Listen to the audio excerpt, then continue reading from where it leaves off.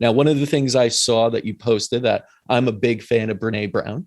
She Hmm. taught me a lot about how to be vulnerable, even as a male, which is very difficult for a lot of guys these days. But the quote itself, and I want you to go into this, is one day you'll tell your story of how you overcame what you went through, and it will be someone else's survival guide. Talk about that. Do you feel that this is, you telling your story is another person's survival guide? Yeah. Can't talk. Mm. It's like this. I just had my birthday and I got like this right before I made the speech, and my friend Maureen behind me goes, truncate it. Because all my people know, like all my kids that I teach or like my students all know when I give a speech. But and then I turn it to humor because that's what I do. But you know, I offered somebody my apartment yesterday, just a neighbor who I barely know. And she was talking, she's got a newborn, and she was talking about parents coming to stay and how hard it is to negotiate space, but they want to be able to see each other. And blah, blah, blah. I go, why don't I just tell you when I'm away, your mom can stay in my apartment? She goes, really? I go, look, if people didn't let me stay at their houses during this whole time that I didn't know I didn't know what was going on. I just thought like, oh, I'm a crazy actor. Like I'm burning the candle at both ends. I didn't really realize that there was something with, machine guns inside of me firing away at all times. And so I really relied on the generosity of other people. So whether or not it was their story, it was their offering. And sometimes, we mistake.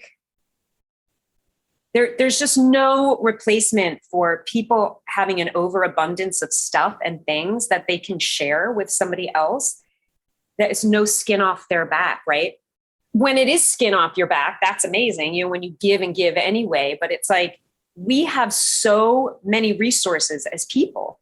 Everybody has something to give away that in the end, it's like it will come back to you. And so I just really feel like with the story, as well as like my life, like my maid of honor at my wedding, she said, she takes the mic for the speech and she says, hello, raise your hand if Brooke's ever slept on your couch. And the whole freaking place.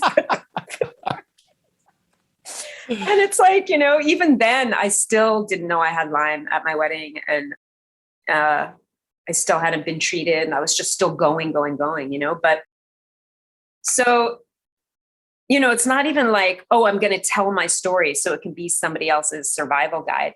It's like, no, that's nature. That's life. Things happen. Whenever I go on walks here, this is interesting.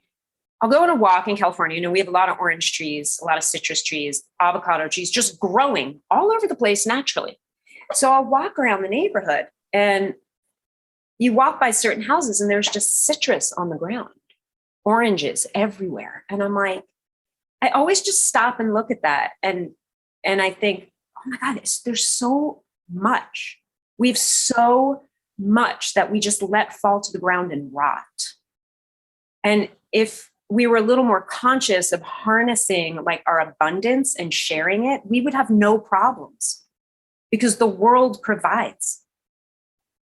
The world provides, the universe provides, the earth provides. We as human beings can do the same thing.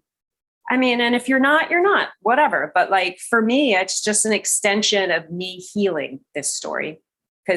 So let's take all the altruism and all of the be nice to other people and be helpful out of it, right? Let's make it selfish. If I don't finish this thing, I'll feel like crap because I said I was going to do it and I don't like an unfinished piece of business. That being said, the reason I was able to finish it and not be stuck in that, I hate myself for not doing this thing. When am I it's going to suck. I don't want to do it. Is because of the heartstrings that got pulled and get pulled all the time when people email me or call me saying thank you. Because, what else is there that's real anymore except for those exchanges between people? Yeah. And telling your story is incredibly therapeutic for yourself, first off. Right. Right. Yes. Yes. And then it's going to be a beacon of hope for so many others. So that's the beauty of it.